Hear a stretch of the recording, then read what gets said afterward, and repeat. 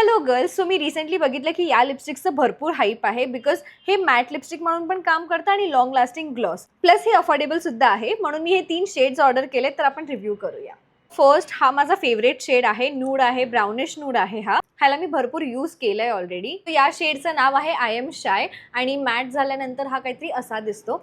So आपण ह्याच्यावरती आता लिप ग्लॉस लावूया. एकदम कम्फर्टेबल ग्लॉस आहे, जरा पण असा स्टिकी नाही आहे. सो असा हा ग्लॉस दिसतो, म्हणून हे 2 in 1 लिपस्टिक्स आहे आणि लिटरली तुम्ही ग्लॉस वाईप केल्यानंतर सुद्धा तुमची लिपस्टिक इंटॅक्ट राहते. सेकंड शेड आहे आय एम बबली. हा माझ्या फेसवरती थोडा वॉश ऑफ होतो, म्हणून मी फक्त असा टॅप टॅप करते. फेअर स्किन टोनवरती हा कलर खूपच छान वाटणार आहे. आणि त्यानंतर शेवटचा शेड आहे आय एम हॅपी. ॲक्च्युअलमध्ये मला ह्याचा शेड इतका आवडला की विदाऊट ग्लॉससुद्धा हा खूपच प्रिटी वाटतं. सो कम्प्लिटली ड्राय झालेली आहे आणि या लिपस्टिक्सला ना पूर्ण सुकून द्या, म्हणजे हे एकदम ट्रान्सफर प्रूफ होऊन जातं.